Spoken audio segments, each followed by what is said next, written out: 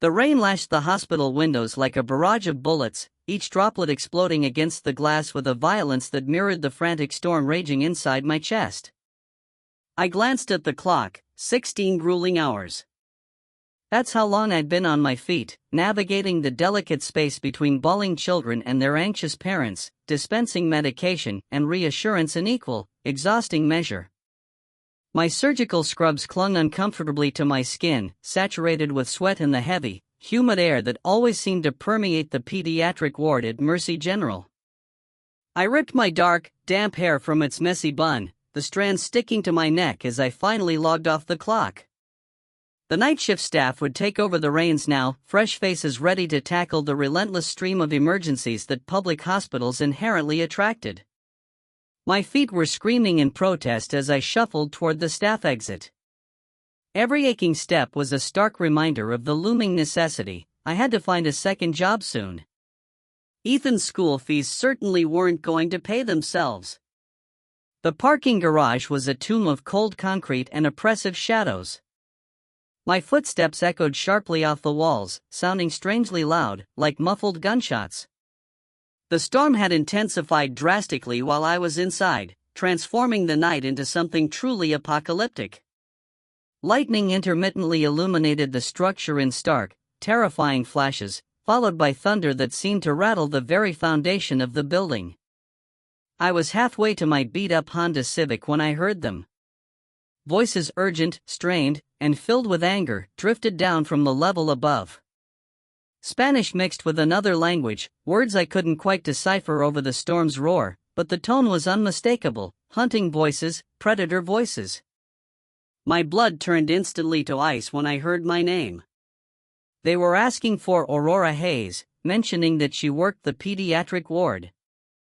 They weren't seeking me specifically, they were looking for someone who matched my description, someone employed where I was employed. But under the dim, frantic light, with my dark hair plastered to my head and my hospital ID still clipped to my scrubs, I was close enough. I ducked low behind a concrete pillar, pressing my trembling back against the cold, rough surface. My phone was dead, it had died 3 hours before the end of my shift. The hospital landlines were floors away, they might as well have been on another planet. I was alone, utterly trapped, with nowhere to run except deeper into the maze of the garage. The voices grew closer, accompanied by the heavy, deliberate footfalls of men who had no need for stealth. They knew their prey was cornered. Elena should have delivered the shipment yesterday, one of them growled, his accent thick and unforgiving. The boss isn't happy about delays. Asterisk Elena. Asterisk they were looking for Elena Vasquez. My friend from nursing school. The Elena who had been acting increasingly strange lately, paranoid, constantly jumping at shadows. The one who had asked me to cover her shifts without explanation, offering generous cash payments I'd been too proud to accept. Check every floor. She has to leave eventually. I had perhaps 30 seconds before they reached my level. The stairwell was blocked by their position. The elevator would trap me completely. But then I saw it, 10 feet away, a car that hadn't been there when I arrived that morning. A sleek, obsidian black Maserati with impenetrably tinted windows, resting in the shadows like a predator waiting patiently. The passenger door was unlocked. I didn't think. Thinking would have paralyzed me, forced me to weigh the sanity of climbing into a stranger's impossibly expensive vehicle. Instead, I ran, bent low, and flung myself into the back seat just as the first man's shadow stretched onto my level. The interior smelled instantly of rich leather and something else, something dark, expensive, and complex. Cedar, perhaps, mingled with that distinct metallic scent of acute danger I had learned to recognize during my years in the ER.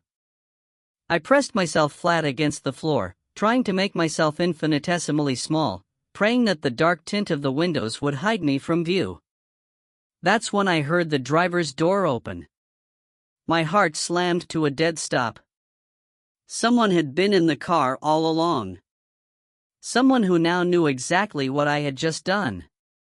I held my breath, bracing myself for shouts, for demands, for the rough hands that would inevitably drag me out and hand me over to the men hunting someone who looked just like me.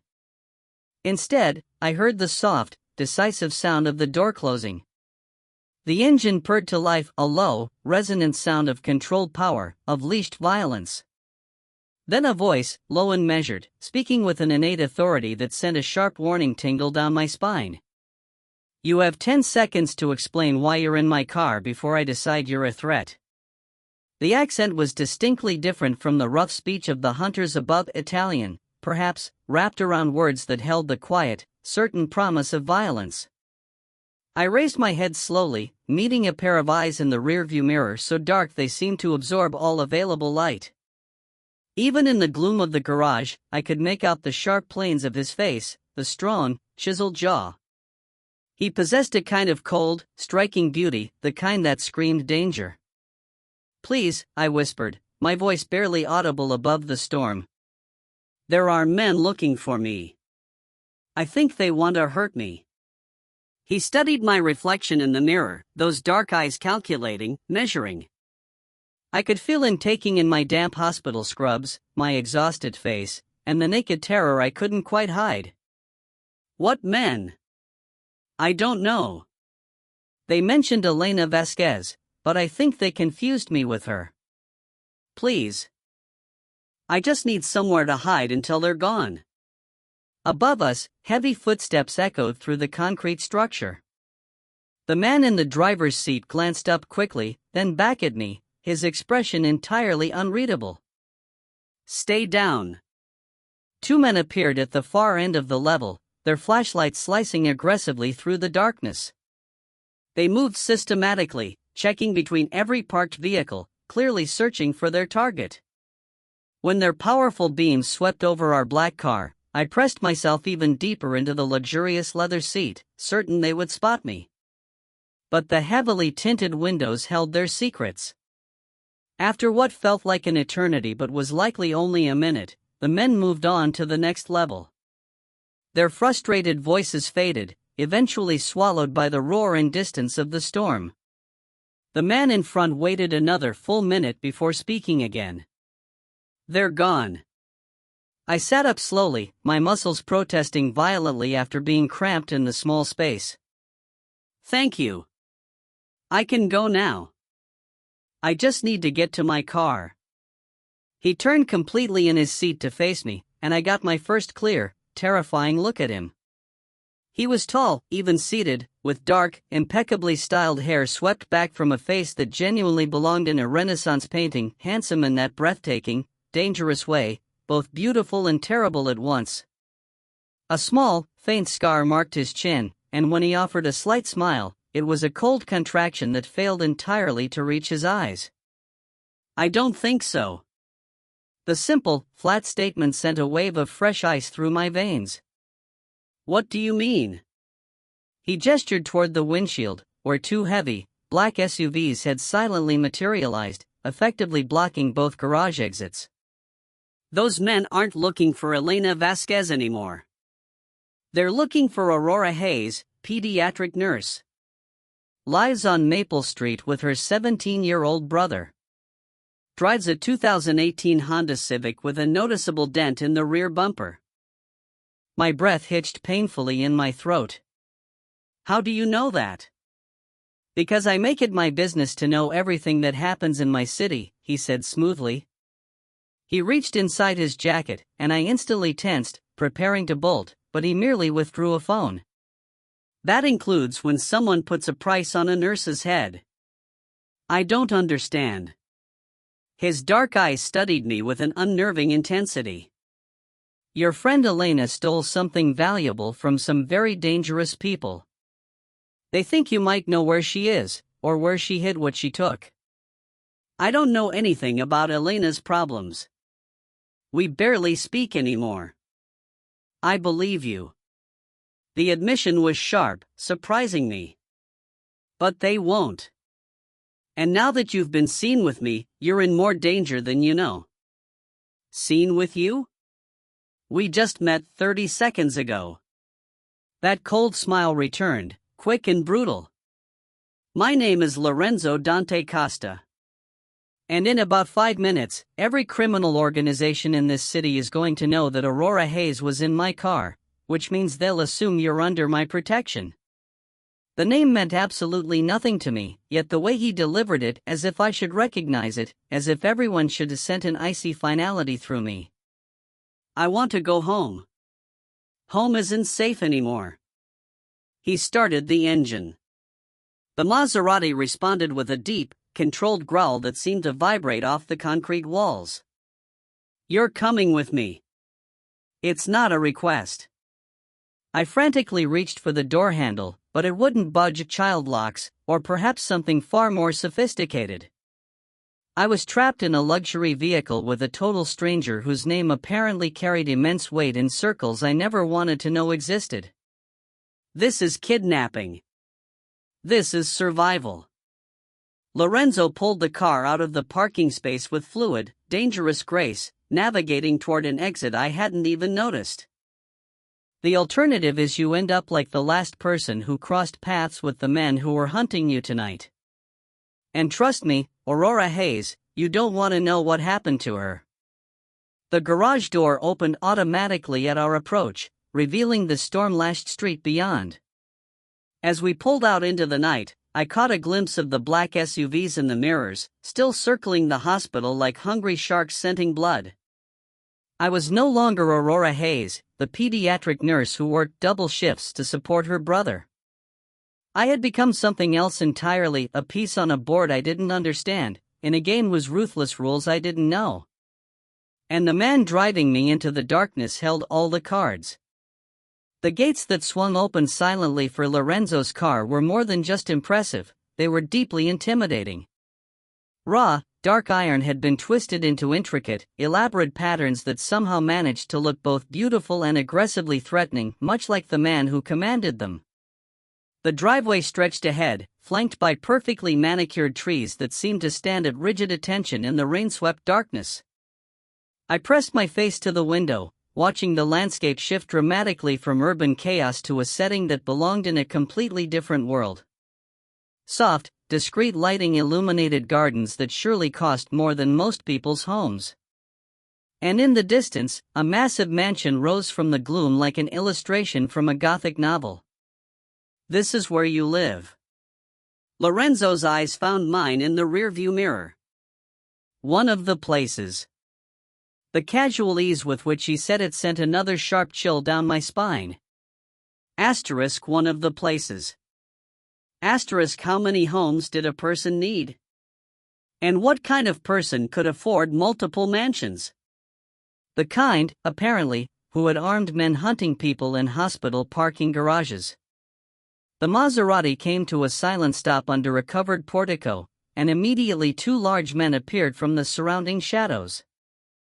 They moved with the efficient, fluid grace of dedicated professionals, their hands resting casually on their hips, or I could just make out the faint outline of concealed weapons. Neither spoke, but they nodded respectfully toward Lorenzo as he stepped out of the car. "Don't run," he said quietly, opening my door. "There's nowhere to go, and my men might misinterpret sudden movements." I climbed out on legs that were shaking violently, intensely aware of the armed guards watching my every move. The storm had followed us here, the rain lashing against the portico's roof in a steady, ominous rhythm that sounded exactly like a countdown. The massive front door opened before we even reached it, revealing an interior that stole my breath away. Polished marble floors stretched across a sprawling foyer that could have easily housed a small aircraft, and a spectacular crystal chandelier hung overhead like captured starlight. Everything gleamed with the kind of immaculate perfection that only unlimited resources and constant professional maintenance could achieve. A woman appeared from a side corridor.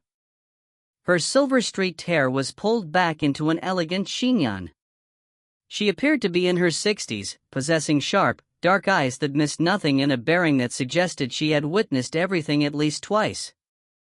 "Mr. Costa," she said, her accent distinctly Italian.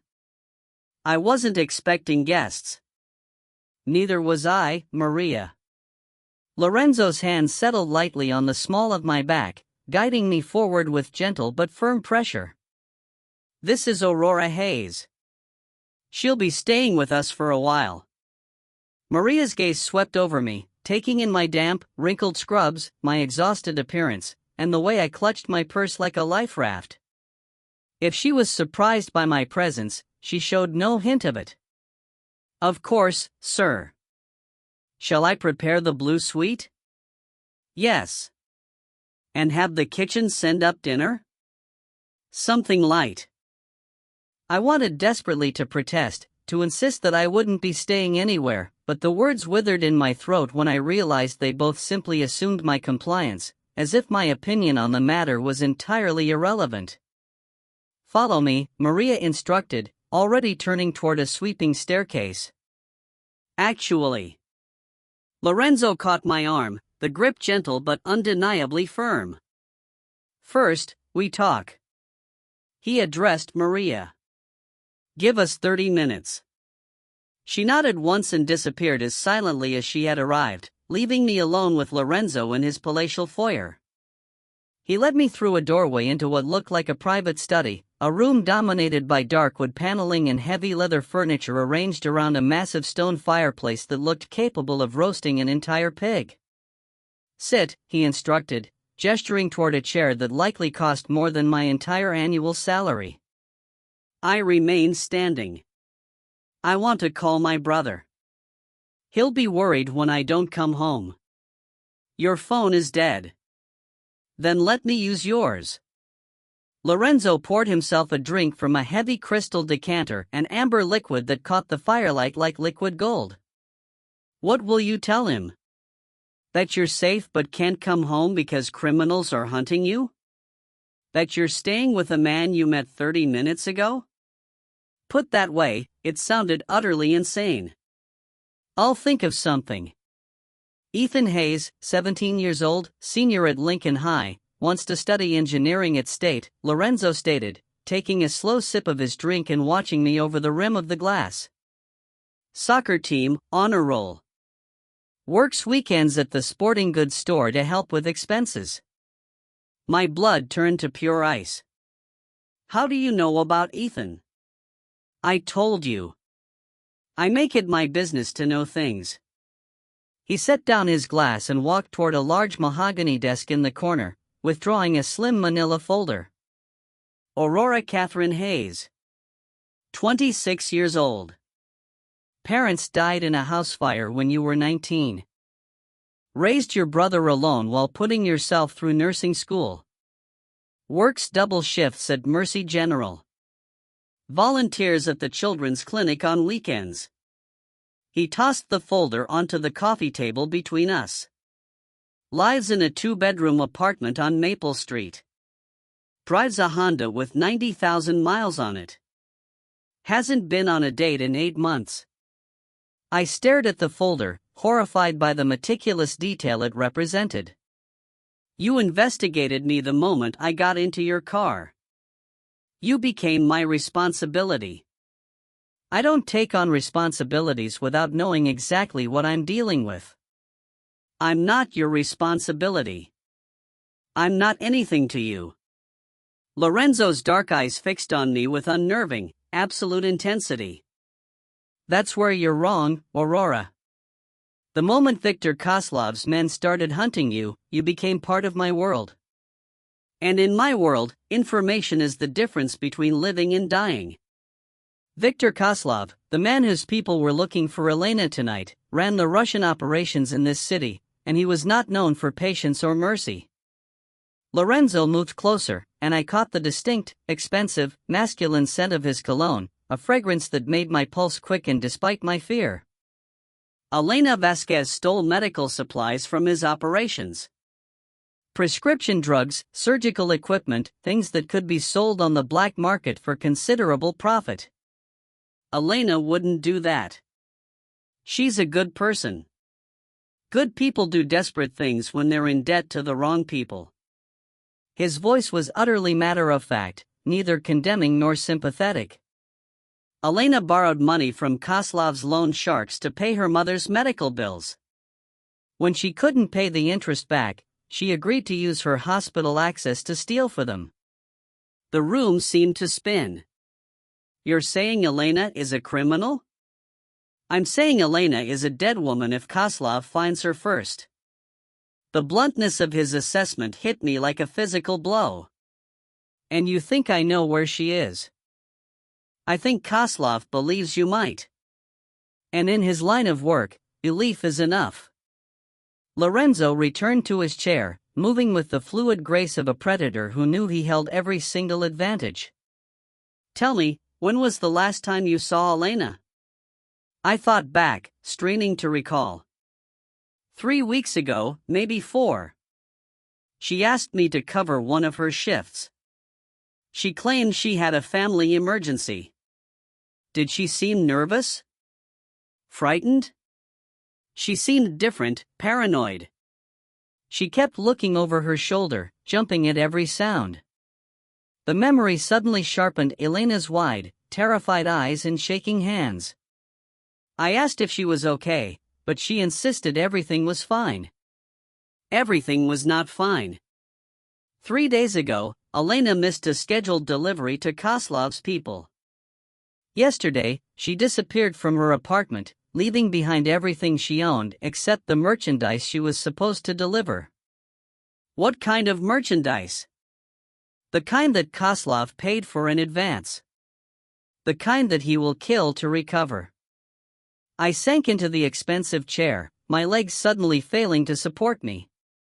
This is insane. I'm a pediatric nurse. I take care of sick children. I don't know anything about criminals or stolen merchandise or any of this. But Koslov doesn't know that. Lorenzo's voice was softer now, almost sympathetic. All he knows is that Elena Vasquez had your work schedule, your shift patterns, your personal information. He thinks you were her partner. That's ridiculous. Is it? You covered her shifts. You had access to the same supplies she was stealing. You matched the physical description his people were given.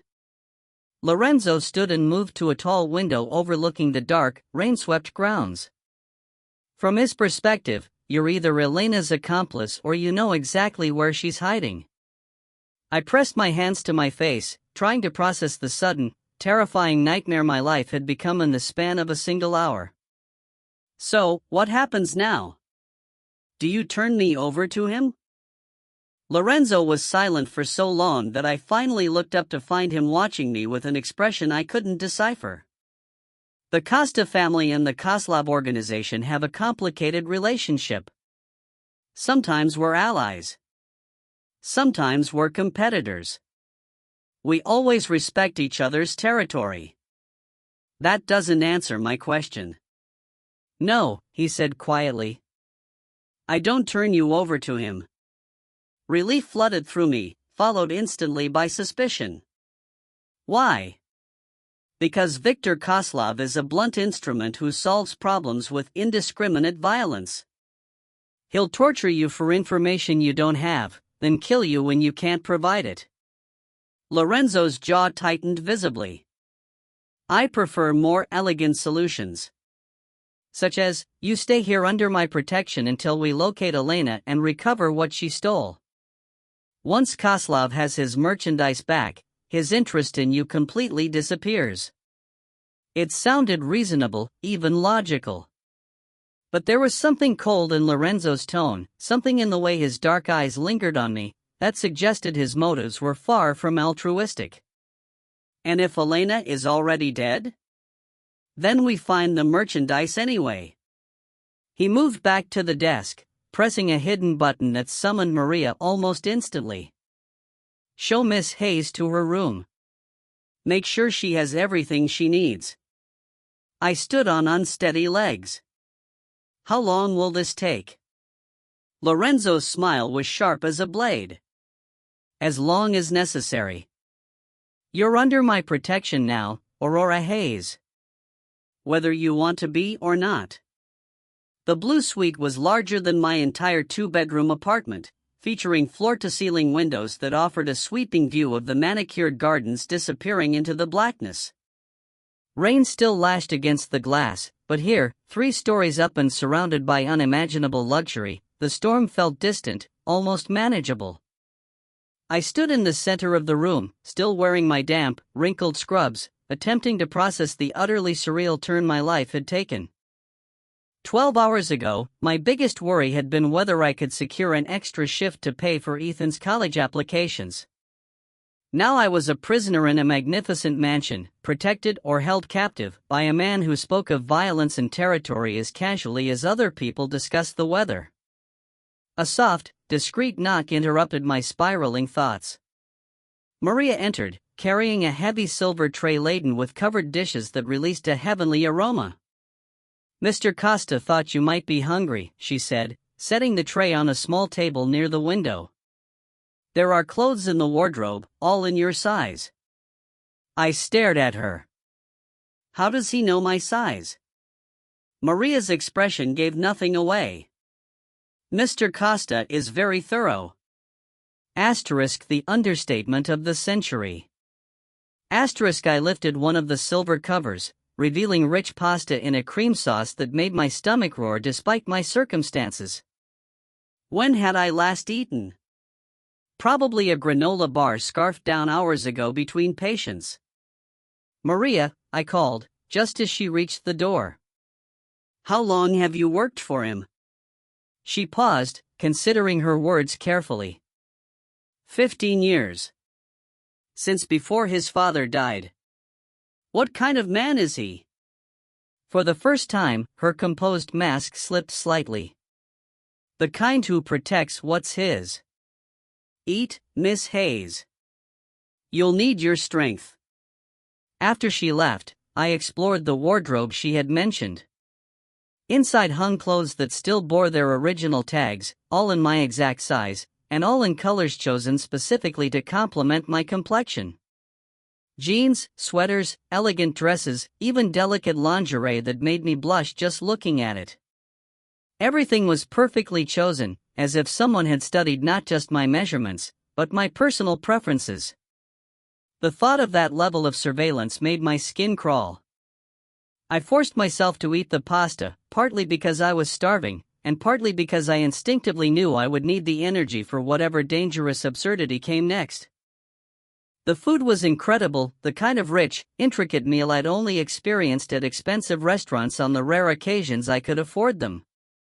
The moment I finished the meal, a crushing wave of exhaustion washed over me. I took a shower, the size of a small apartment, with water pressure that felt like a miraculous balm against my aching muscles. On the bed, I found silk pajamas laid out, fabric so fine they were likely worth more than my monthly paycheck. Sleep should have been utterly impossible. I was a prisoner in a stranger's house, surrounded by bodyguards while dangerous criminals tracked me across the city. Yet, my body had simply reached its limit. I sank into the plush mattress and was instantly lost to unconsciousness. I awoke to brilliant sunlight streaming through the floor-to-ceiling windows and the faint sound of voices drifting up from the manicured gardens below. For one blissful moment, I was disoriented, free from fear. Then, reality crashed down, cold and sharp. A quiet knock preceded Maria's entrance. She carried a tray bearing coffee and a breakfast spread fit for absolute royalty, fresh exotic fruits, pastries that seemed sculpted for a bakery window display, and eggs prepared with aromatic herbs I couldn't begin to identify. "Mr. Costa requests your presence in his study at 10 o'clock, Maria informed me softly. "He has information about your friend, Elena." In the dizzying confusion of the last 24 hours, I had nearly forgotten the sole purpose of my presence here, Elena. My former classmate was out there somewhere, running for her life. I dressed quickly in the jeans I had worn and pulled on a luxurious cashmere sweater. It felt like spun cloud against my skin. I navigated my way downstairs through endless corridors lined with original artwork that belonged in major museums, the house itself a gilded cage. The study had a different quality in the bright morning light, less menacing, perhaps, but somehow more imposing. Lorenzo stood behind the massive desk, speaking rapid, intense Italian into his phone. Clearly, he was giving orders, not receiving them. He terminated the call instantly when he noticed me, gesturing toward the familiar leather chair. "You slept well?" "Well enough." I settled into the leather, acutely aware of his gaze tracking my slightest shift. "Maria said you have news about Elena." "I do." Lorenzo moved around the desk, leaning against the edge with an air of casual, dangerous grace. "My people located her apartment," he stated. "She left in a hurry, but not before someone else paid her a visit." "Koslov's people?" "No. Someone else entirely." He picked up a photograph from the desk, studying it for a long moment before sliding it toward me. "Someone who is looking for the exact same thing Koslov wants." The photo showed Elena's apartment reduced to a war zone. Furniture was overturned, drawers were yanked out, and papers were scattered everywhere. It looked less like a break-in and more like a tornado had ripped through the small space. Who else would want what she stole? Lorenzo's expression darkened considerably. "That is precisely what we need to find out. The supplies Elena took aren't just common goods for street dealers. We're talking about sophisticated pharmaceuticals and high-end surgical equipment. They hold immense value for other organizations." "What kind of organizations?" "The kind that runs underground medical operations, black market surgeries, illicit procedures." He reached across and retrieved the photograph, his fingers brushing mine, a fleeting, accidental touch that sent an unexpected jolt through me. "The kind that might pay even more than Koslov would," he finished. I quickly pulled my hand away, but not before I saw a definite flicker of recognition or interest in his dark eyes. So, Elena might have found another buyer. Elena might be dead already, Lorenzo stated with bluntness that was becoming familiar, yet remained deeply jarring. But the merchandise is still out there, and now we have multiple parties actively hunting for it. I stood abruptly, needing physical distance from his overwhelming, magnetic presence. "I should call Ethan. He'll be worried." "You can't." "What do you mean, I can't?" Lorenzo pressed a button on his desk, and a large monitor silently descended from the ceiling, flickering to life with real-time security footage. "This is your apartment building from this morning." The screen showed my street, but something was terribly wrong. There were too many parked cars, too many men in dark clothing lounging on corners with the studied, practiced casualness of professional surveillance. "Koslov's people," I whispered. "Some of them. Others belong to the organization that tore apart Elena's apartment." Lorenzo quickly changed the feed, showing the interior of my building's lobby. "They are waiting for you to come home." My legs felt suddenly weak. "What about Ethan? Is he safe?" "My people have been watching him since dawn. He's at school, completely unaware of the danger. He will remain safe as long as he stays in public places." The casual way he spoke of having my brother under surveillance should have sent waves of terror through me. Instead, I felt a strange, profound sense of relief. Whatever else Lorenzo Costa was, he appeared to keep his promises regarding protection. How long can this last? "I can't stay here forever." "You can stay here as long as necessary." Lorenzo moved closer, and I inhaled the scent of his cologne again, that intoxicating, dangerous mix of cedar and power. "Unless you'd prefer to take your chances with Koslov." "That's not a real choice." "No, it is not." His dark eyes captured mine, and I felt the atmosphere between us grow thick, charged. "But there are compensations to remaining under my protection, guaranteed safety, comfort, the full resources of the Costa family at your disposal." He reached out, his fingers barely brushing my cheek. "And my personal attention." I should have recoiled, should have slapped his hand away, reminded him that I was here under duress, not by choice. Instead, I found myself leaning fractionally into the warmth of his touch, my skin tingling fiercely where he made contact. "This is insane," I breathed out. "Yes, it is." Lorenzo's voice dropped to a barely audible whisper. "I have never brought a woman to this house. Never offered protection to someone who wasn't family. Then why me?" His thumb traced the line of my jaw with exquisite, unnerving gentleness. "Because when I saw you in that cart terrified, but still fighting, something inside me recognized something inside you." Before I could press him for an explanation, his phone rang, the sound shattering the fragile tension between us. Lorenzo immediately stepped back, his professional, guarded mask sliding perfectly into place as he answered. "What?" His voice was sharp, all traces of previous gentleness erased. "When?" A beat of silence. "No, don't move until I get there."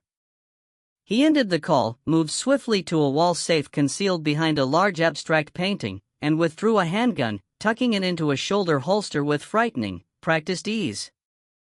"What's happening?" "Elena has been found." Lorenzo shrugged into a tailored jacket that flawlessly concealed his weapon. "She's alive, but barely." "Where is she?" "St. Mary's Hospital. Intensive care." Lorenzo paused at the study door, his dark eyes momentarily unreadable. "Someone tortured her, Aurora." "Badly. But she is conscious, and she is asking for you." My blood ran instantly cold. "She's asking for me, specifically, by name?" Lorenzo's expression was grim. "Which means she has something she needs to tell you. Something worth almost dying for." The weight of his words settled over me like a suffocating shroud. Elena was alive, but at what unimaginable cost? And what secret could she possibly possess that was worth enduring such agony? "We leave in 10 minutes, Lorenzo commanded. "And Aurora, whatever Elena tells you, remember that your life might depend on it." The drive to St. Mary's Hospital felt less like a commute and more like traveling through a high-security war zone.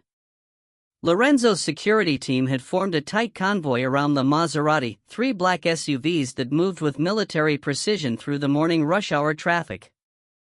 I sat enclosed in the back, watching the ordinary city pass by through the bulletproof glass, trying desperately to steel myself for the sight of Elena.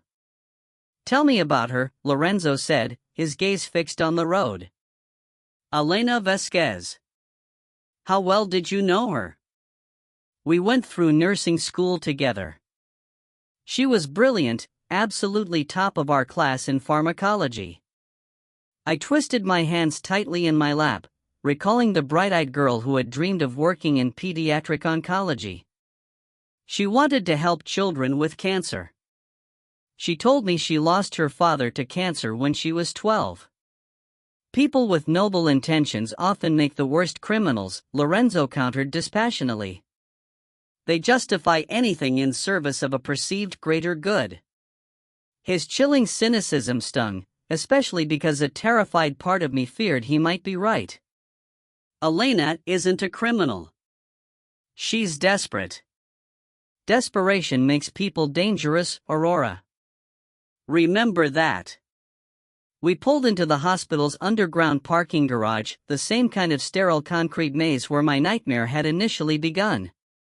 The difference was stark. This time, I was surrounded by impenetrable protection instead of running from threats.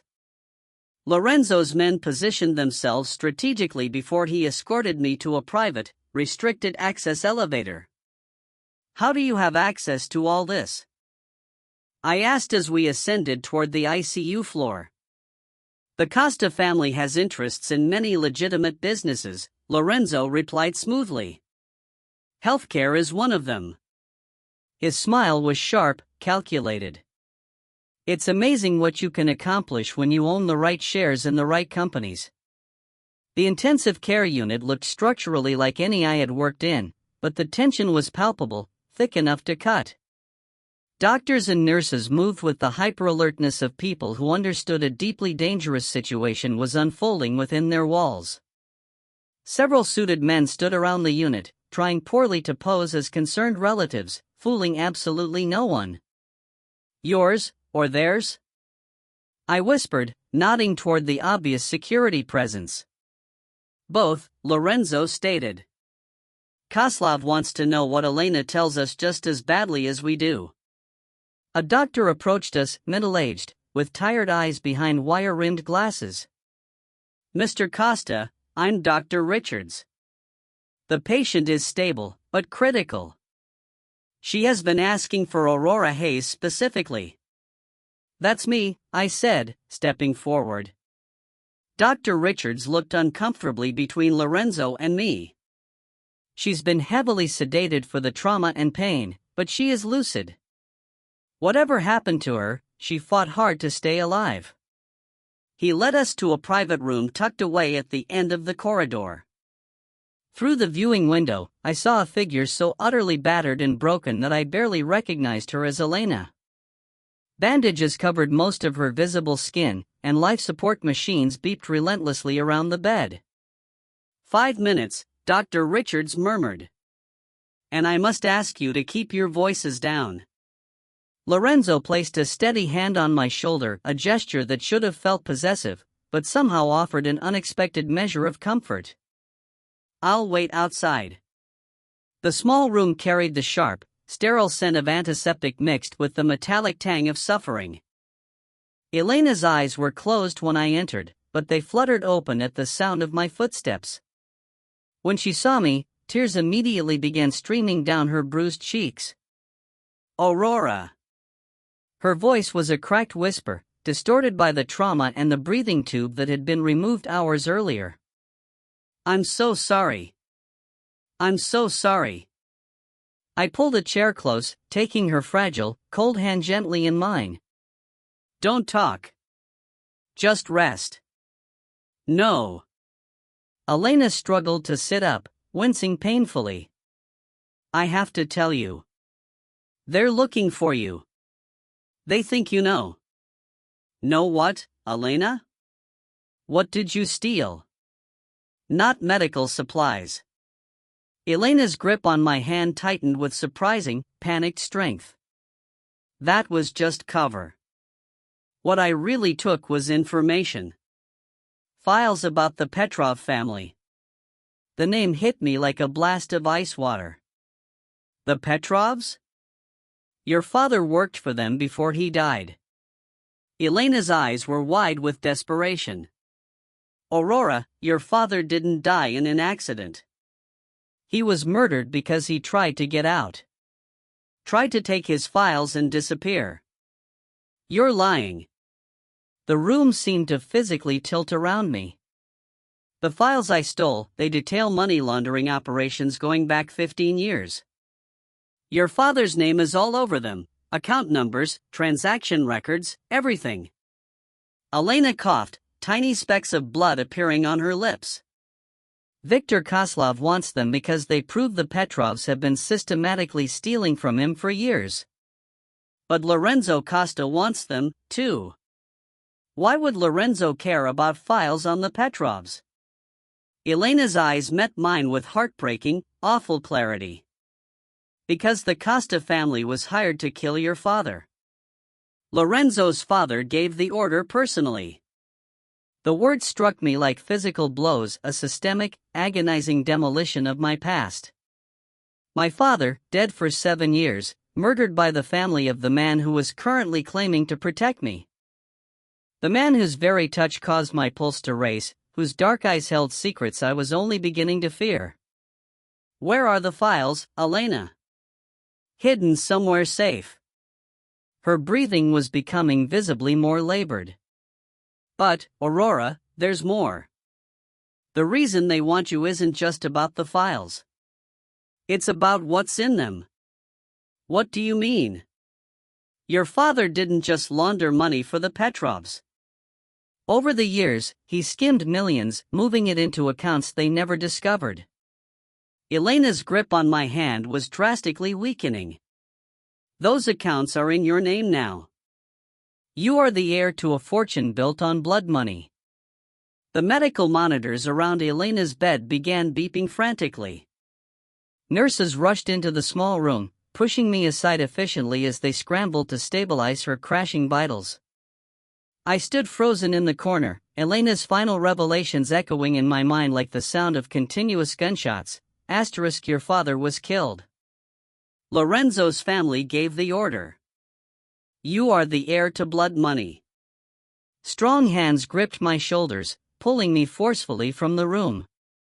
Lorenzo's face was grim as he guided me toward the elevator, yet I could see the urgent questions burning in his dark eyes. What did she tell you? I stared at him, seeing him through an entirely new, horrific lens. Not the dangerous, yet protective man who had rescued me from Kozlov's hunters, but the son of the man who had orchestrated my father's execution. She told me enough. The elevator doors hissed shut, sealing us within the small, inescapable space. Lorenzo studied my face with that unnerving intensity, and I knew he could see the total devastation, the fact that everything had changed. Aurora, whatever Elena said, you need to understand that the past is complicated. There are things you don't know, circumstances that. Did your family kill my father? The question hung between us, sharp and cutting as a freshly drawn blade. Lorenzo's jaw tightened. For a fraction of a second, I saw past his carefully constructed mask to something raw and almost vulnerable beneath. Yes. The single, brutal admission shattered something vital inside me. I pressed myself against the elevator wall, desperate to create distance in the confined space. And you knew. When you investigated me, when you brought me to your house, you knew exactly who I was. You knew my father worked for the Petrovs. You knew he was killed. You knew I was connected to all this, and you let me believe it was just bad luck that dragged me into it. The elevator opened onto the sterile concrete of the parking level, but neither of us moved. Lorenzo's dark eyes were fixed on mine, and I could see the cold calculation working behind them, the weighing of options and outcomes that governed his existence. I knew some of it, he admitted finally. But not all. Not about the files Elena stole, not about the accounts, and certainly not the real reason Kozlov wants you dead. He took a step closer. I caught the familiar scent of his expensive cologne, now tinged with something darker, more predatory. The real reason is not just that he thinks you know where Elena hid the Petrov files. He thinks you have access to the money your father stole. $47 million, Aurora. That's what your father accumulated over the years. That is what is currently sitting in accounts with your name on them.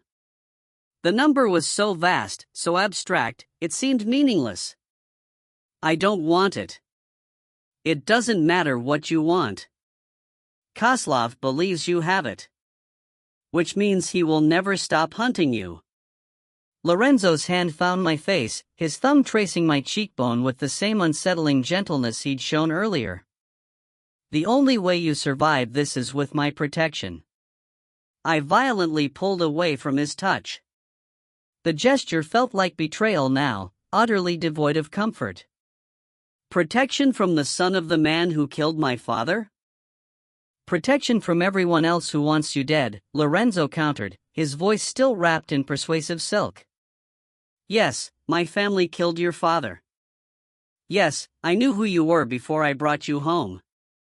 But Aurora, I am the only thing standing between you and a war that will utterly destroy everything you care about. The terrible, inescapable truth of his logic settled over me like a heavy weight. Outside this elevator, Kozlov's hunters were waiting. The Petrovs were desperate for their stolen files. And somewhere in the city, $47 million sat in accounts, painting a target on my back the size of a skyscraper. I need time to think. Time is the one thing we don't have. Lorenzo's phone buzzed with an incoming call. He glanced at the screen, his expression darkening further. Elena just died. He looked back at me. And Dr. Richards is telling anyone who will listen that she was conscious long enough to talk to you. The elevator instantly felt like a suffocating trap. Meaning? Meaning everyone knows you have the information now.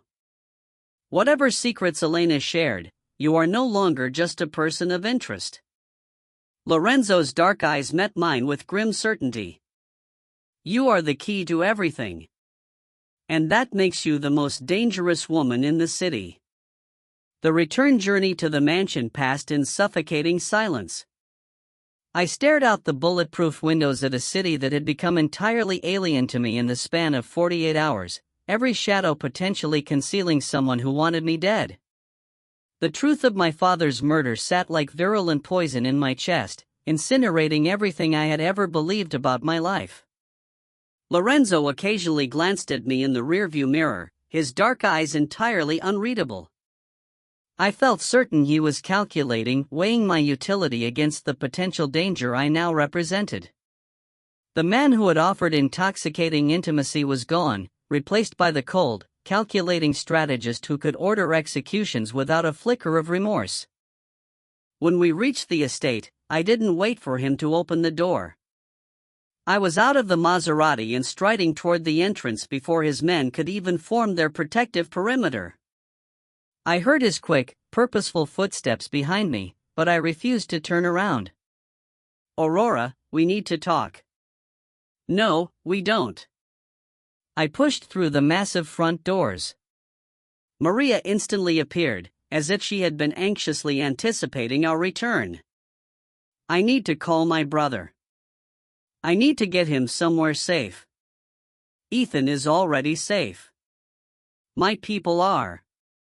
I whirled around to face him, my fury finally overriding my terror. Your people?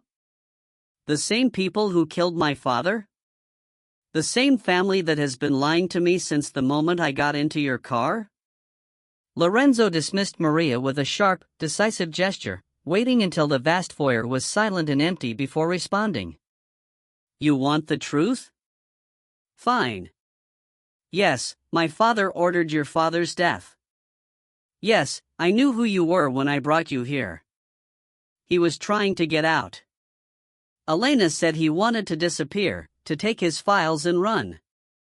Your family murdered him for that. My family murdered him because he was planning to sell those files to the FBI. Lorenzo's voice was ice cold, all pretense of seductive gentleness stripped away. He wasn't trying to disappear, Aurora. He was trying to destroy everyone he'd worked with, including innocent people who had nothing to do with his crimes. The accusation hit me like a physical slap. You're lying. I'm telling you what my father told me when I was 18 years old.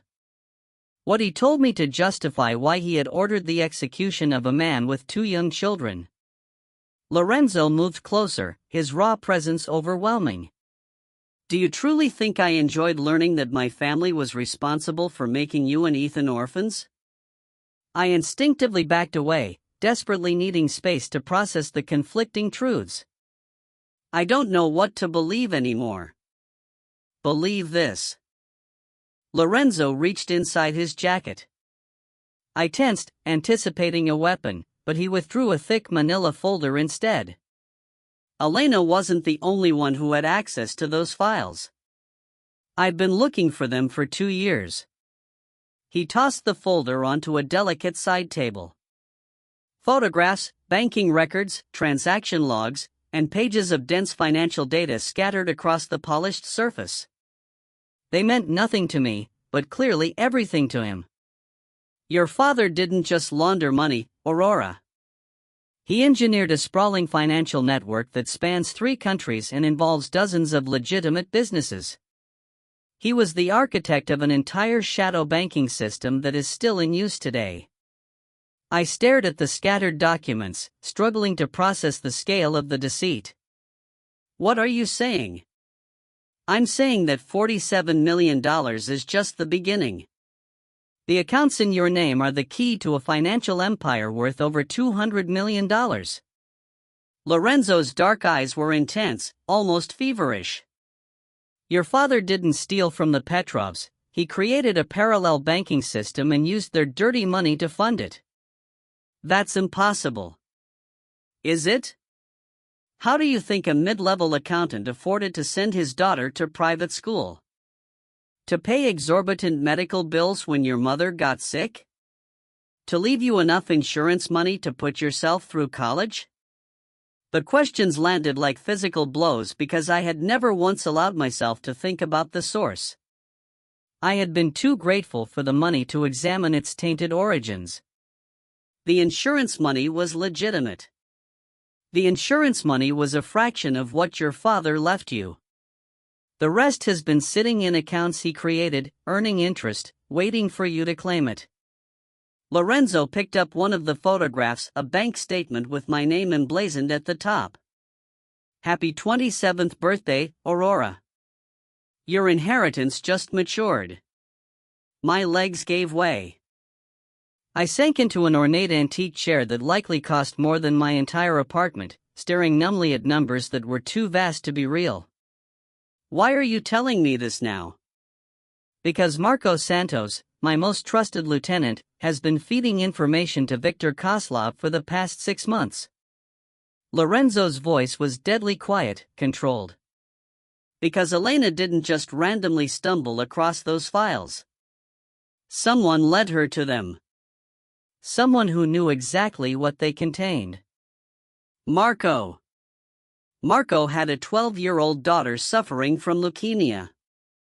The necessary treatments weren't covered by any insurance, leaving him utterly desperate.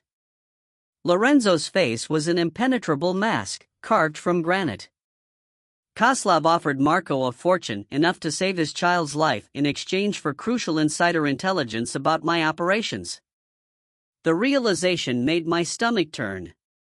And you believe Marco told Elena about the files?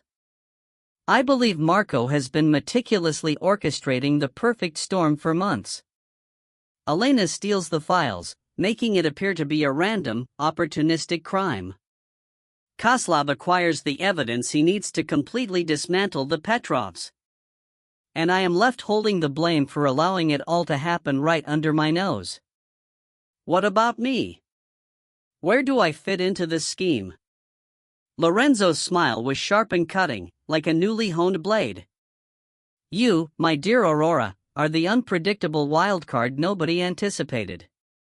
Marco couldn't possibly have known that Elena would involve you, nor could he have predicted that fate would place you squarely under my protection. His dark eyes locked with mine. And he certainly couldn't have foreseen that I would want to keep you here. That stark, unexpected admission hung heavily in the air between us, potent as a challenge. I stood abruptly, overcome by a desperate need for motion, to think, to breathe, to escape the crushing weight of revelations that were fundamentally reshaping everything I thought I knew about my world. I need some air, Lorenzo. I need some air. I reiterated the request, injecting as much firmness and authority into my voice as I could manage. Lorenzo studied me for a long, silent moment, clearly weighing the inherent risks of allowing me out of his direct line of sight. Eventually, he inclined his head toward the French doors that opened onto the gardens. The grounds are secure. My men are stationed across the entire perimeter, but do not venture beyond the rose garden. I stepped out into the afternoon sunlight, which felt like a mocking contradiction to the darkness coiling tightly in my chest. The gardens were breathtaking, perfectly manicured expanses of lush green punctuated by strategically placed, exotic flowers that likely cost more to maintain annually than the average person's yearly salary. I followed a winding stone path toward what appeared to be a secluded gazebo, seeking a private space to truly absorb the magnitude of what I had just learned. My father, the man I had revered and idolized, had been a serious criminal. The funds that financed my education, my mother's medical treatments, and the insurance that had kept Ethan and me afloat following our parents' deaths, all of it was tainted, illicit blood money. And Lorenzo, this dangerous, compelling man whose mere touch sent my pulse racing, was the son of the man who had murdered my father. The gazebo provided a panoramic view of the entire estate, and I could immediately understand Lorenzo's confidence in his security measures. Men in dark suits were stationed at precise intervals across the lawn, some overtly visible, others subtly positioned to blend into the rich landscape. It was, undeniably, a beautiful prison, yet a prison nonetheless. I was so consumed by these dark thoughts that I nearly missed the subtle movement in the dense trees just beyond the perimeter of the forbidden rose garden. A brief flash of dark clothing, there and instantly gone, so swift I might have dismissed it as imagination. However, Lorenzo's guards wore lighter clothing and were meant to be posted much closer to the main house. My blood instantly ran cold. I realized, with sickening certainty, that the perimeter had been breached. I froze, unable to decide whether to flee toward the house or attempt to find a hiding place. The choice was violently removed from me. A calloused hand clamped forcefully over my mouth from behind, strong arms pinning me tight against a body that reeked of cheap cigarettes and latent violence. "Don't scream," a voice hissed in heavily accented English. "Viktor Koslov wants to have a conversation with you." Several more men materialized from the tree line, moving with the disciplined, practiced stealth of professional military operatives. They were clad in black tactical gear and carried firearms that looked appropriate for a battlefield, not for this meticulously tended garden. I struggled futilely, but the man restraining me was overwhelmingly strong. A chemically treated cloth was pressed tightly against my face, and the edges of my vision began to swim and blur. The last image I registered before consciousness completely failed was the beautiful, imposing mansion where I had felt a fragile sense of safety, rapidly receding and growing smaller as they carried me deeper into the encompassing darkness of the forest. I woke up tied securely to a metal chair in what appeared to be an abandoned warehouse, positioned directly beneath a harsh ring of floodlights. My head was throbbing mercilessly, and my mouth was parched, feeling like cotton. But I was, for the moment, alive. A man stepped into the illumination, and I recognized him instantly, Viktor Koslov. He was slighter in build than I had imagined, possessing sharp silver hair and pale, colorless eyes that reflected absolutely no warmth. He wore an impeccably tailored, expensive suit, yet his hands were oddly stained with what looked like dark motor oil or perhaps dried blood. "Aurora Hayes," he pronounced, his accent thick with guttural Russian consonants. "The famous nurse who has caused me such extraordinary trouble."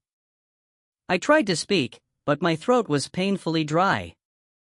Koslov noticed my distress and merely gestured to one of his subordinates, who immediately brought me a glass of water.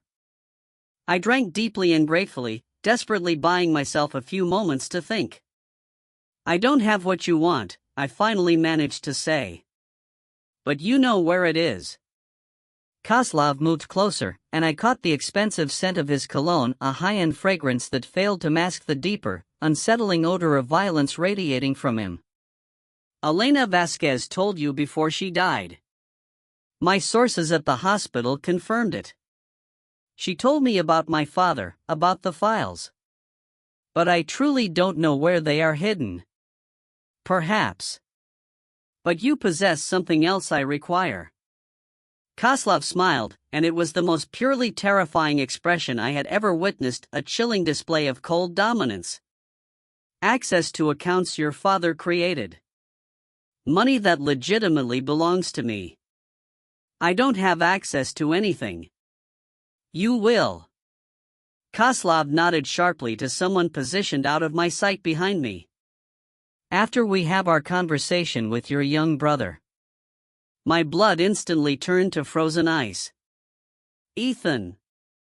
My gentle, brilliant 17-year-old brother, who dreamed only of becoming an engineer. Koslov's smile widened, revealing a calculated cruelty. "He is being collected as we speak. I am told he is quite gifted at mathematics. Perhaps he inherited his father's unique talent with numbers. If you hurt him." "I won't hurt him, provided you cooperate." Koslov pulled a chair directly in front of me, settling so close that I could plainly see the chilling emptiness in his pale eyes. "You are going to recount everything Elena told you." Then, you are going to help me gain access to those accounts. If you are very cooperative, both you and Ethan will survive this unfortunate experience. The heavy warehouse door opened with a wrenching screech of metal, and my heart plummeted as two men roughly dragged someone between them. It wasn't Ethan. It was Marco Santos, bloodied and savagely beaten, his once expensive suit now ripped and filthy. "Your boyfriend's lieutenant has been most informative," Kozlov stated, rising to his feet. "He has disclosed all of Lorenzo Costa's current weaknesses, including his very newest one." He looked directly at me, wearing that terrible, triumphant smile. "You." The subsequent hours blurred into a sickening haze of acute fear and mounting pain. Viktor Kozlov demonstrated a patience found only in the truly dangerous. He did not torture me physically. Instead, he presented me with photographs, Ethan walking to school, sitting in his classes, utterly oblivious that his life was hanging by a delicate thread. "Your brother is very studious," Kozlov noted, casually flipping through the images that made the blood drain from my face. "He stops at the same coffee shop every morning at 7:15, orders the exact same drink. Very predictable habits." "Please," I whispered, the word painfully scraping my dry throat. "He's just a child. He knows nothing about any of this." "But you do." Kozlov set the photographs aside and leaned back in his chair. "Elena Vasquez told you something before she died. Something important enough that Lorenzo Costa's entire network has been tearing the city apart searching for you." Marco Santos hung limply from chains in a dark corner, barely conscious. Every few minutes, Kozlov's men would splash cold water onto his face, ensuring he was awake enough to witness my ordeal.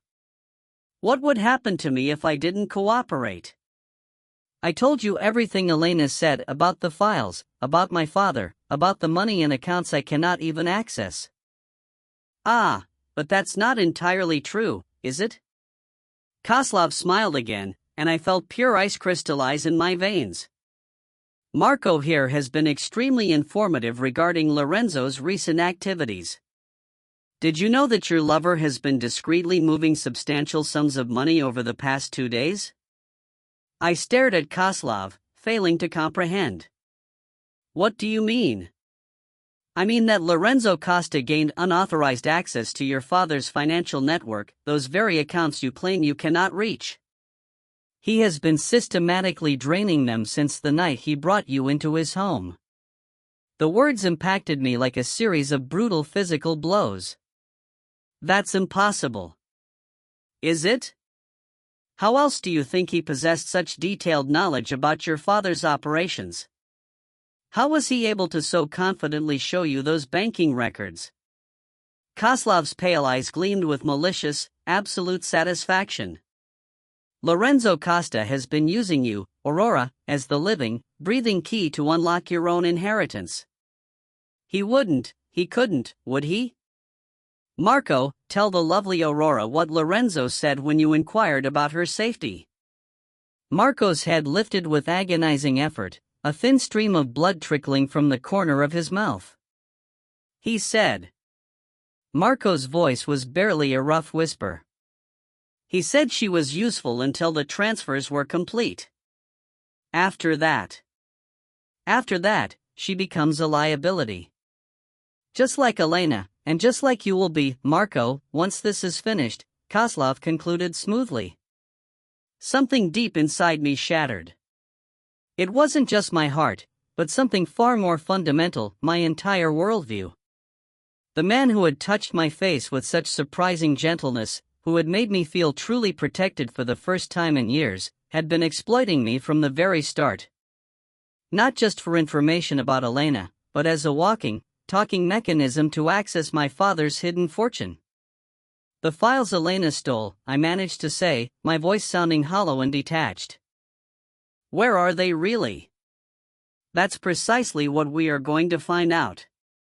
Kozlov stood, meticulously straightening his suit jacket. "Because Lorenzo Costa is definitely coming for you, my dear. And when he arrives, You are going to help us persuade him to return what he has stolen. Why would he come? Especially if he already has everything he wanted from me? Because Marco was correct about one thing, you have become Lorenzo's fatal weakness. Koslov's smile was purely predatory. Did you know he executed 3 of his own men for failing to protect you? That he has mobilized every single resource at his disposal just to track you down? I tried desperately to cling to a flicker of hope in his words, but Koslov's next revelation brutally crushed it before it could ignite. Of course, while he searches, he has also been systematically emptying those accounts. By my most recent calculations, he has transferred over $30 million in the last 6 hours alone. Koslov checked the face of his expensive watch. At this impressive rate, your entire inheritance will be completely gone by midnight. The primary warehouse door exploded inward with a deafening sound like rolling thunder. Armed men flooded the opening, moving with chilling military precision. I heard rapid gunfire, shouts in multiple foreign languages, the controlled chaos characteristic of a professional assault force. Through the smoke and the swirling confusion, I saw him. Lorenzo Costa, moving like death incarnate through the ranks of Koslov's shocked men. He was dressed entirely in black, a weapon gripped expertly in each hand, his dark eyes fiercely scanning the entire warehouse until they finally found mine. The wave of relief that washed over me was so overwhelming it was almost physically painful. Regardless of what he had done, regardless of what he had stolen, seeing him alive and fighting his way toward me instantly rendered every accusation of betrayal secondary to the fundamental need for survival. Behind the containers. Koslov barked to his remaining men as he strategically retreated deeper into the warehouse complex. Take the girl. Rough hands seized me, chair and all, dragging me violently into the dense, confusing maze of massive shipping containers that occupied the building's rear half. I could still hear the furious gunfight raging, could smell the sharp tang of cordite and the metallic scent of blood, but I could no longer see the action. Lorenzo!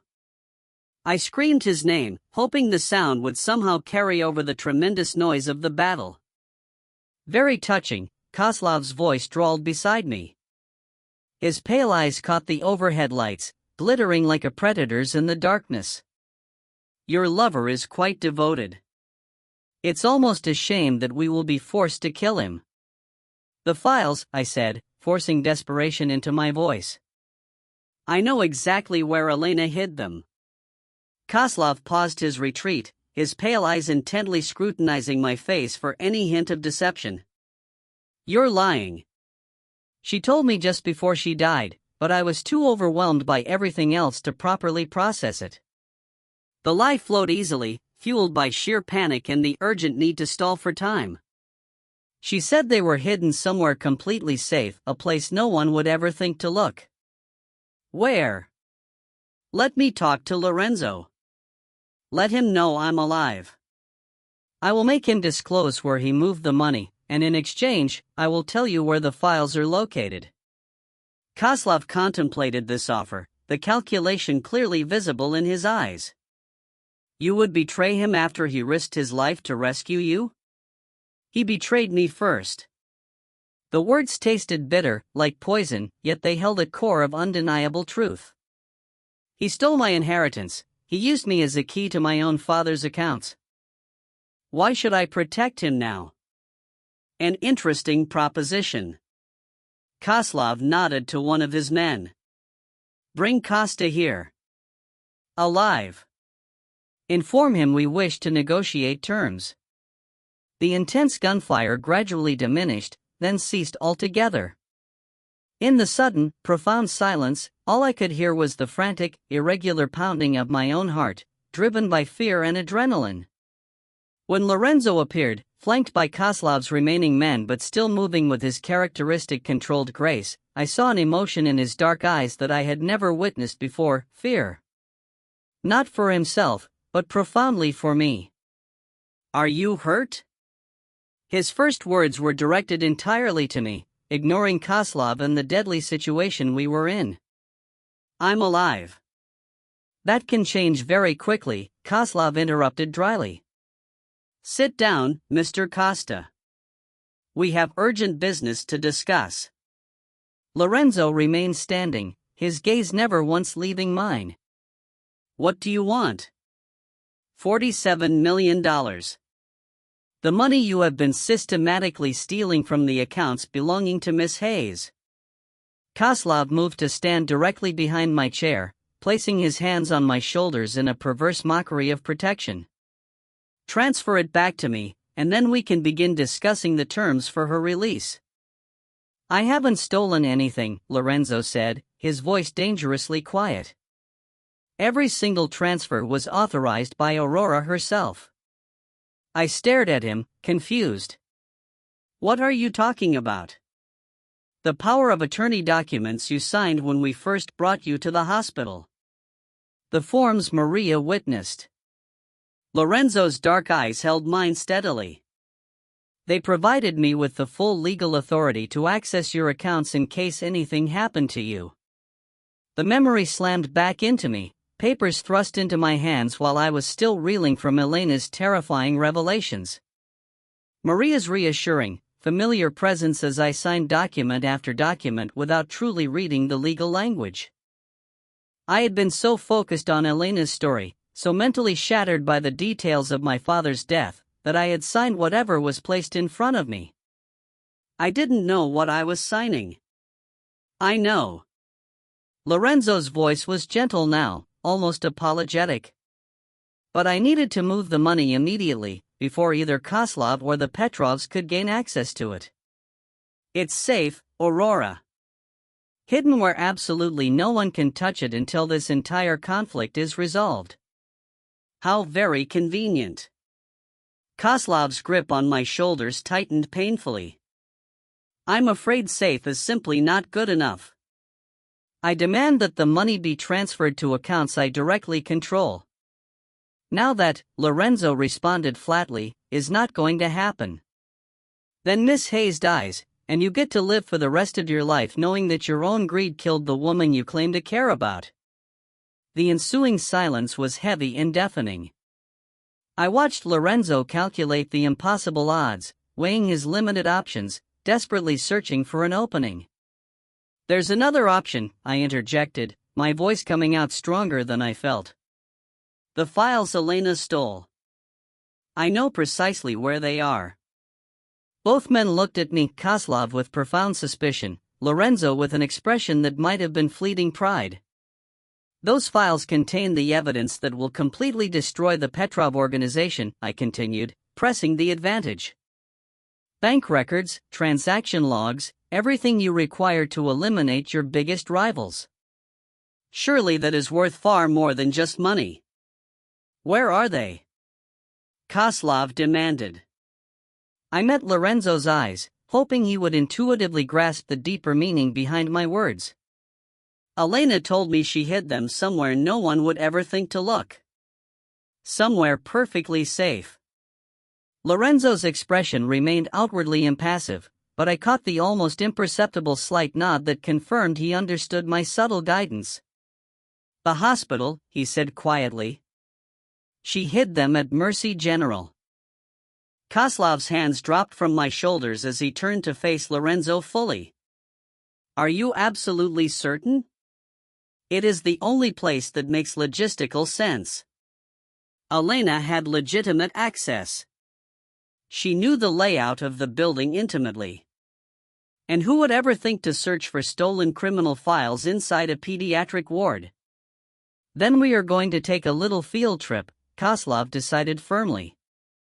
All of us, together. As Kozlov's men began quickly preparing us for transport, I managed to catch Lorenzo's eye one last time. In that brief, intense look, I saw a silent, fierce promise. Whatever came next, regardless of the ultimate cost, he would find a way to end this even if it meant obliterating both of us in the process. The convoy that eventually pulled up to Mercy General resembled a presidential motorcade, assuming presidents traveled with enough sheer firepower to level several city blocks. 3 black armored SUVs formed the core, with Lorenzo's men interspersed among Koslov's forces in a volatile, uneasy alliance forged entirely by mutual greed and suspicion. I was seated in the middle vehicle, positioned between Lorenzo and Koslov, my hands secured with zip ties but otherwise unrestrained. The hospital where I had worked for 3 years loomed before us in the deep darkness, its internal windows glowing like ominous beacons in the night. It felt radically different now, no longer a sanctuary of healing, but a fortress I was now being forced to breach. "Remember," Koslov instructed as we approached the staff entrance. "You will act naturally. Get us inside. Lead us directly to where Elena hid the files. And this ends quietly." "And if the files are not where I think they are?" I challenged. Koslov's pale eyes reflected the dashboard lights with cold finality. "Then we will resort to significantly less pleasant methods of persuasion." Lorenzo had not spoken during the drive, yet I could feel the tension radiating off him like oppressive heat. His dark eyes continuously scanned the streets, the shadows, constantly searching for any opportunity or threat. When he finally looked at me, I saw a focused intent that made my pulse leap. He had a plan. The staff entrance was manned by a single security officer, an older man named Jim, who had been working night shifts at Mercy General since before I started my tenure. He looked up in genuine surprise to see me approaching with a cohort of heavily built men in tailored suits. "Aurora, what in the world are you doing here so late?" "Emergency case," I replied smoothly, hoping my voice sounded appropriately steady. "Dr. Martinez called me in to assist with a pediatric trauma that just rolled in."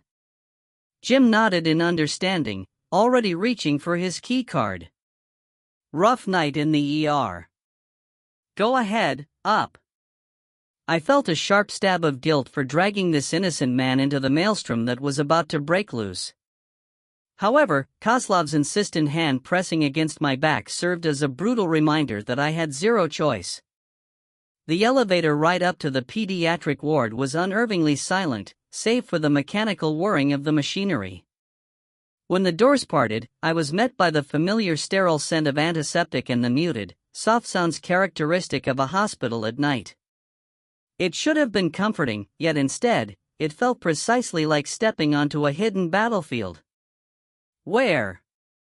Koslov demanded quietly. I guided them down the main corridor toward the supply closets located at the far end of the ward.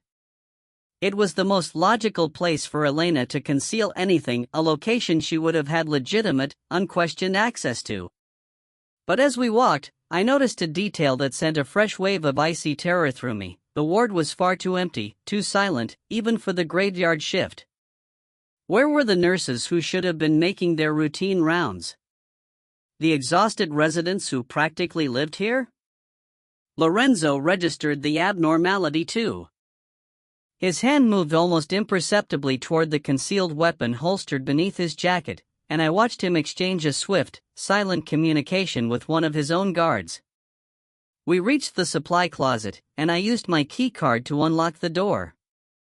The small room was precisely as I remembered it, a tight space lined with shelves stacked high with medical supplies, linens, and equipment. If Elena had hidden the files here, they weren't immediately visible. "Start looking," Koslov ordered his men sharply. "Check every box, every shelf." As the Russian operatives began their frantic search, I subtly moved closer to Lorenzo. "Something is wrong," I whispered urgently. "I know," he responded, his voice a barely audible rasp. "The hospital has been evacuated. This is a setup." Before I could even ask him to elaborate, the main lights abruptly died. The emergency lighting system instantly engaged, bathing everything in a disturbing, eerie red glow. In that hellish illumination, I saw Koslov's men reaching frantically for their weapons just as the true battle exploded into life. The attack came simultaneously from multiple directions. Windows shattered inward as men in full tactical gear rappelled down the side of the building. The stairwell doors burst open, disgorging still more armed figures. Even the elevator chimed cheerfully as its doors opened to reveal a heavily armed team that clearly belonged on a specialized battlefield, not in a healthcare facility. Down.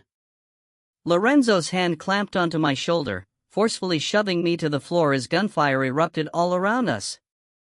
The pediatric ward transformed into a brutal war zone in mere seconds. Kozlov's men desperately attempted to establish defensive positions behind gurneys and equipment carts, but they were hopelessly outnumbered and severely outgunned. The attacking force moved with a lethal precision that spoke volumes about their superior military training and deep intelligence regarding the building's exact layout. "Who are they?" I shouted, trying to be heard over the deafening chaos. "Petrov's people," Lorenzo answered, emptying his pistol into a group of attackers attempting to flank our position. The third party in this little war. Of course. The Petrov family. The people my father had allegedly stolen from, the ones whose files Elena had genuinely taken. They wanted their property back, and they clearly did not care who they had to massacre to retrieve it. Kozlov was screaming orders in rapid Russian, but his voice was nearly drowned out by the thunderous sound of automatic weapons fire. One of his men collapsed, then another, their blood rapidly pooling on the sterile white hospital floor. "We need to move," Lorenzo stated, expertly reloading his weapon with practiced efficiency. "This position is indefensible." "Where can we go?" "The surgery wing." "Better cover, multiple exit routes." Lorenzo's dark eyes met mine beneath the crimson emergency lights. "Can you run?" I nodded resolutely, even though my legs felt like unstable jelly. Lorenzo slashed through my zip-tie restraints with a tactical knife that materialized in his hand, then grabbed my wrist in a crushing grip. "Stay close. Don't stop, no matter what." With that command, we broke cover. Lorenzo's elite guards immediately formed a tight, protective circle around us as we sprinted through corridors that had once represented familiarity and safety. Now they were just potential kill zones. Behind us, Kozlov's furious shouts grew fainter, a fading promise of retribution as we left him and his remaining soldiers to absorb the brunt of the Petrov assault. The surgical wing felt darker, quieter, and eerie calm that provided no real safety. As we reached the entrance to the main operating theater, Lorenzo halted abruptly, raising a hand for absolute silence. "Motion sensors," he whispered, his voice barely audible. "They know we're here." The doors at the far end of the long corridor slid open, and a figure detached itself from the surrounding shadows. I recognized him instantly from the photographs Lorenzo had meticulously shown me, Dmitry Petrov, the calculating heir to the family empire. He was a man whose reputation for cruelty exceeded even the low standards of organized crime.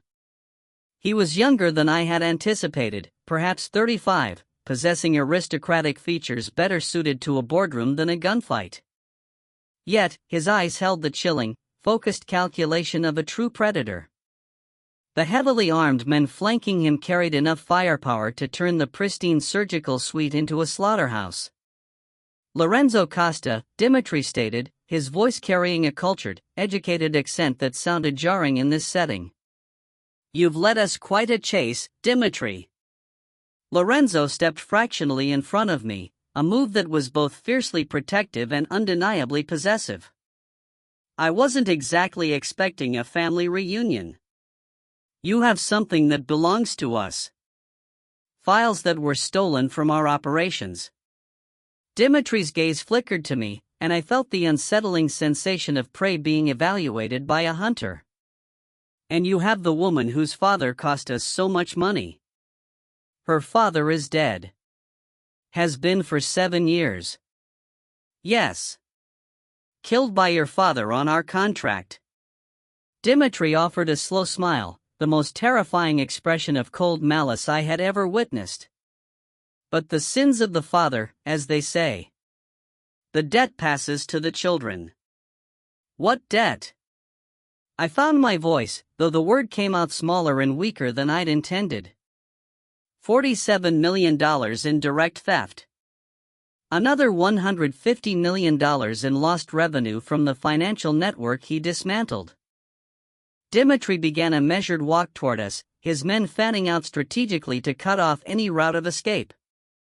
Your father didn't just steal from us, Miss Hayes. He destroyed a decade of careful planning. I don't have access to that money. But Lorenzo does, doesn't he? Dmitry's smile stretched wider, predatory and knowing. My sources tell me you've been quite busy with Miss Hayes's inheritance, moving funds, consolidating accounts. Very thorough work. The money is safe, Lorenzo interjected firmly. Beyond the reach of anyone who might want to misuse it. Misuse it?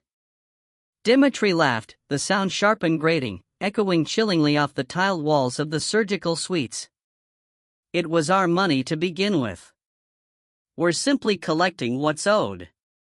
The standoff stretched for interminable seconds, a tense quiet broken only by the hum of the emergency lights. Two alpha predators evaluated each other's risk profile while I stood utterly trapped between them. Then, Dmitry gave a swift, silent gesture, and his men instantly raised their assault weapons. Kill Costa. Take the woman alive. We'll need her to access the accounts. Time compressed and stretched. I saw Lorenzo begin his move, drawing his sidearm with the seamless, liquid grace of a trained killer. I saw the blinding muzzle flashes from Dmitry's men erupting in the gloom.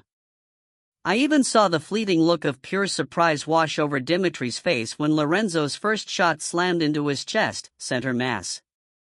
But the image that remains etched most clearly in my memory is the moment everything inside me irrevocably shifted.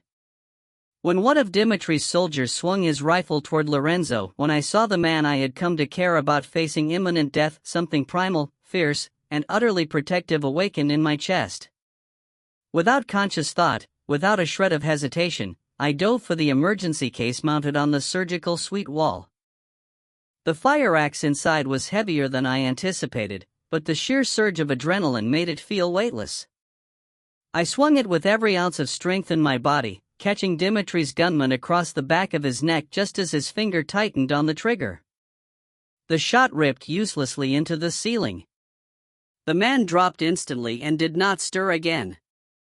I stood there, breathing hard, covered in blood that wasn't mine, clutching a weapon I'd never imagined myself capable of using, watching Dmitry Petro rapidly bleed out onto the sterile floor of the operating room. Lorenzo's dark eyes found mine across the immediate carnage. In them, I saw something entirely new. Not just desire or possessiveness, but deep recognition. It was the silent acknowledgement that I was no longer the frightened nurse who had once sought refuge in his car. I was something else now. Something lethal. Something definitively his. The files, I said, surprised by the chilling steadiness of my own voice. They were never really at the hospital, were they? Lorenzo shook his head slowly, his intense gaze unwavering. Elena hid them somewhere else. Somewhere only you, a nurse, would think to look. Where? Think, Aurora. Where would a nurse hide something she wanted to keep safe? Somewhere she went every day? Somewhere she felt protected? The answer struck me like a revelation. My locker. She hid them in my personal locker here at the hospital. Lorenzo's smile was sudden and sharp as a honed blade. The one place Klav and the Petrovs would never even consider searching. The one small space that belonged completely, exclusively, to you. Around us, the furious sounds of battle were quickly fading into silence. Klav's Russians, the Petrov soldiers, and many of Lorenzo's own men lay dead or dying. Only we remained standing in the harsh red glow of the emergency lights, surrounded by the horrific consequences of a war that had begun with my father's crimes and ended, tonight, with my first kill. What happens now? I asked, looking at the man who had changed my life. Lorenzo moved toward me, stepping over Dmitry's cooling body without a backward glance. When he reached me, his hands framed my blood-splattered face with surprising, almost tender gentleness. "Now we finish this," he murmured. "Together." 9 months later, I stood in the nursery of our penthouse, high above the city, watching the morning sun paint the skyline in shades of gold and amber. The room itself was a masterpiece of luxury meticulously merged with security. Bulletproof windows offered a panoramic view while seamlessly concealing the array of sensors and cameras that monitored every approach to our fortress in the sky. In the crib beside me, Julia Aurora Costa slept peacefully, her tiny fist curled trustingly around my index finger. She possessed Lorenzo's impossibly dark hair but my distinctive green eyes. When I looked at her, I saw a future that stretched far beyond the bloody violence that had first brought her parents together. "She's perfect," Lorenzo said from the doorway, his voice softened with a wonder that still managed to surprise me after all these months. He approached with the careful quiet of a man who had learned the hard way that the most precious things in life were often the most fragile. "She has your stubborn streak already," I replied, not taking my gaze off our daughter. "The night nurse says she refuses to sleep unless she can see the door." Lorenzo's laugh was warm and genuine. "Smart girl. Never turn your back on an entrance." It was a lesson I had learned intimately in the months following the hospital massacre. The frightened Aurora Hayes who had hidden in a stranger's car during a rainstorm no longer existed. In her place stood someone harder, sharper, someone who could smile dazzlingly at a charity gala while simultaneously orchestrating the destruction of a rival family's operations. The transformation had been gradual but utterly inexorable. Within weeks of Dmitry Petrov's death, I was attending high-level strategy meetings in Lorenzo's study. Within months, I was running my own specific operations, leveraging my medical background to establish a powerful network of legitimate businesses that served as profitable fronts for our rapidly expanding empire. "The Tokyo expansion is ahead of schedule," I reported, shifting instantly into the professional tone that had become second nature. "Dr. Yamamoto's surgical clinic is already showing excellent returns, and the pharmaceutical imports are exceeding projections. The sole connection is secured." Elena's files provided exactly the leverage we needed with the Korean syndicate. I finally met his eyes, seeing the unmistakable pride reflected in their dark depths. "Your father's old contacts are proving surprisingly cooperative." The mention of his father no longer carried the dark, burdened weight it once had. In the months since we had systematically eliminated the Koslov and Petrov threats, Lorenzo had shared the full scope of his family's history, the violence, yes, but also the strict code that governed it. The protection of family above all else. The understanding that immense power came hand in hand with immense responsibility. I had proven myself worthy of both the power and the responsibility. "There's something else," Lorenzo noted, moving to the expansive window that overlooked our vast, glittering domain. "Intelligence suggests that the Bratva is considering a move into our territory. Let them come." The words flowed easily, backed by the fierce confidence earned through months of relentless, successful operations. "We have assets they don't know about, resources they can't match." "Including you," I smiled, the expression now feeling entirely natural on lips that had once trembled with fear. "Especially me." Lorenzo's phone buzzed with an encrypted message. He read it, his expression instantly shifting to something satisfied and predatory. "The Baltimore shipment?" I asked. "Intercepted by federal agents 30 minutes ago. The Moretz are going to have a very difficult conversation with their investors." "And our involvement?" "Completely invisible." The tip came from an anonymous source concerned about drug trafficking near schools. Lorenzo's smile was sharp. Dr. Aurora Costa's civic-minded conscience, no doubt. Dr. Aurora Costa. This identity had been legally established just 3 months prior, complete with pristine medical credentials that would withstand any level of scrutiny. On paper, I was a highly respected pediatric consultant who split her time between lucrative private practice and high-profile humanitarian work. In reality, I was the strategic mind governing the Costa family's expansion into legitimate medical businesses, generating both massive profit and widespread influence. "Ethan called this morning," I mentioned, adjusting Julia's blanket with practiced, maternal care. "His engineering program is going well." Dean's List again. "He doesn't suspect anything. He thinks his mysterious scholarship came from a medical foundation I recommended him to." I traced my daughter's perfect features with one finger. "He'll never need to know the truth about any of this." Protecting Ethan had been the single non-negotiable term from the very beginning. He lived in blissful ignorance of his sister's dark transformation, attending university on a full scholarship that appeared to come from wholly legitimate sources. In his world, I remained the devoted sister who worked tirelessly to support them both. It was a carefully maintained fiction, one of the many masks I wore to protect the people I loved. Mrs. Costa. Maria, our housekeeper, appeared in the doorway, her expression respectful but urgent. "Your guest has arrived." "Thank you, Maria." "The blue study, as requested." I handed Julia to Lorenzo, who took her with the quiet, careful reverence he showed toward all precious things. 20 minutes, I told him. "This won't take long." The blue study was where I conducted my most delicate business.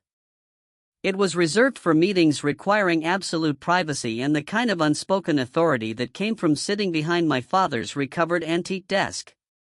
The deep irony was not lost on me. The furniture stolen from his office immediately after his death had been meticulously returned to his daughter, along with everything else that was rightfully mine. My guest was already nervously seated when I entered, a man in his 50s, clutching a briefcase like a physical lifeline. It was Dr. Stevens, the chief administrator of Mercy General Hospital, the place where this entire saga had begun. "Dr. Costa," he stammered, rising halfway out of his chair.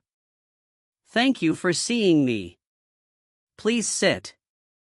I settled into the high-backed chair behind the desk, noting how his eyes nervously darted toward the windows, the discreet cameras, and the subtle security measures that clearly designated this as a place where life-altering decisions were made. "You said this concerned my former colleague, Elena Vasquez." "Yes." "Well, there have been questions. Investigators asking about her access to restricted areas, her work schedule, her associations."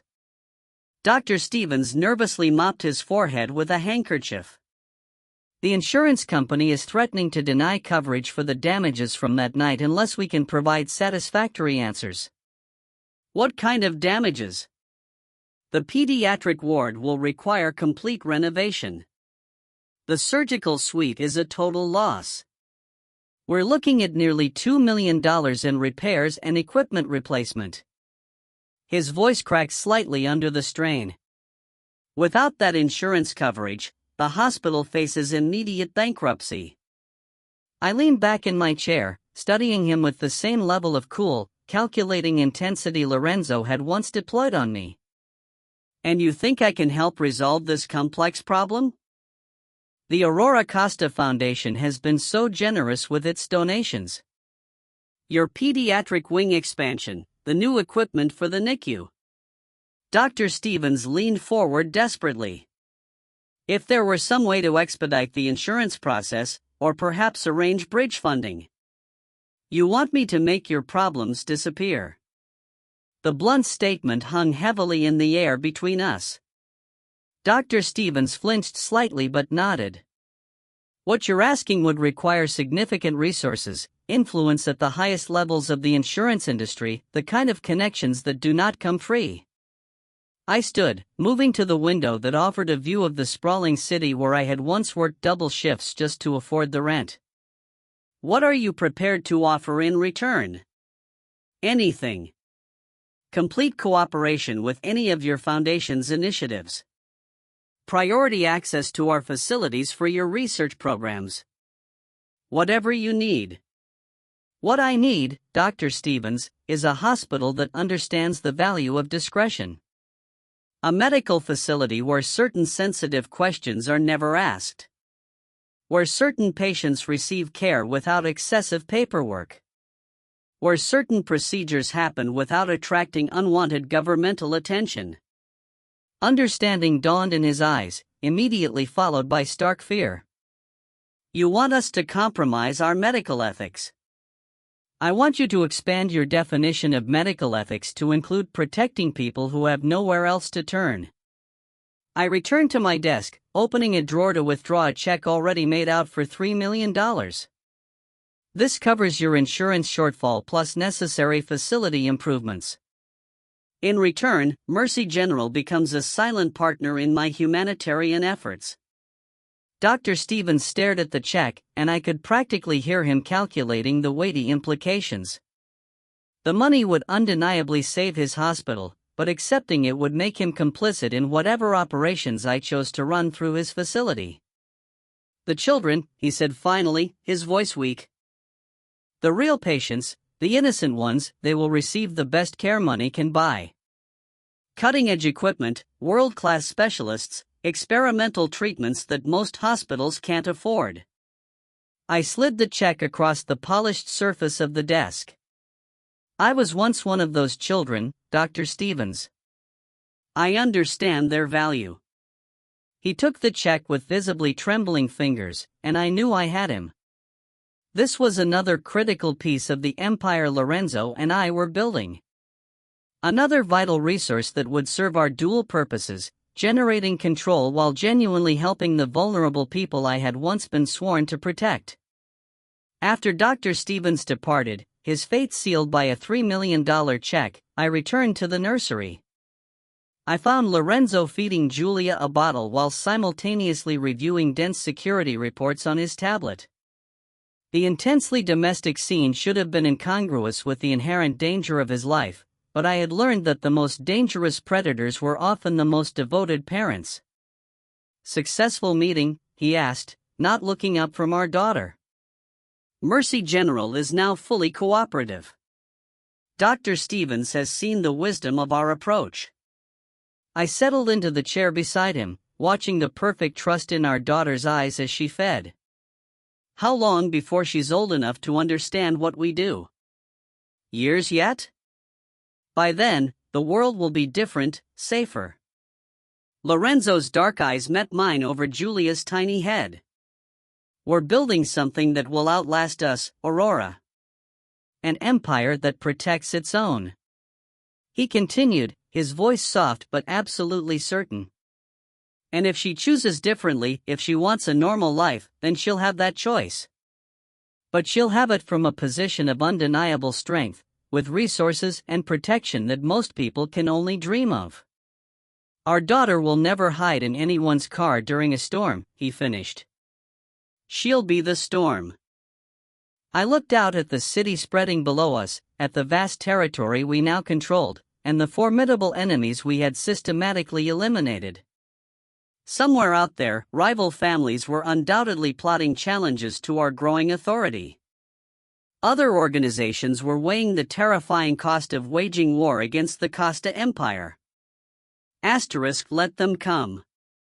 The frightened nurse who had stumbled into this world by accident was utterly gone. In her place stood someone who had deliberately chosen this life, paid its brutal prices, and now reaped its boundless rewards. I have a confession, I said, taking Lorenzo's free hand in mine. Only one? I'm pregnant again.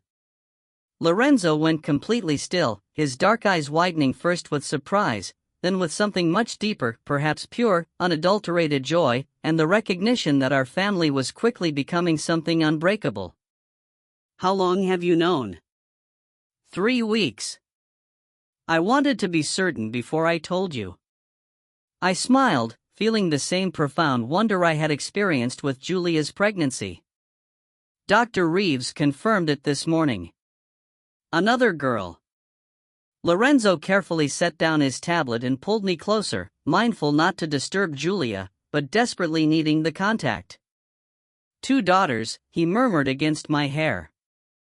2 reasons to make the world bend to our will. 2 queens for our empire, I corrected. Outside, storm clouds were gathering on the horizon, dark and intensely promising. But here in our impenetrable tower, surrounded by the wealth and power we had claimed together, I felt nothing but fierce anticipation. The rain that had driven me to hide in Lorenzo's car had been the chaotic beginning of everything.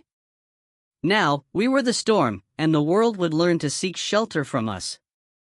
Our empire stretched before us, built on blood and love in equal measure. And in my arms, the future slept peacefully, dreaming of a world that would always bend to protect her. Some stories end with redemption. Others end with transformation. Ours ended with conquest. Standing now at the zenith of this newly forged power, I surveyed the sprawling, transformed world that lay obediently beneath our feet. Our dominion was absolute, a sovereignty bought not merely with sacrifice, but with a terrible, glorious cost exacted from the defeated. Yet, in the silent, perfect slumber of my child, the future incarnate, I found the ultimate, unwavering justification.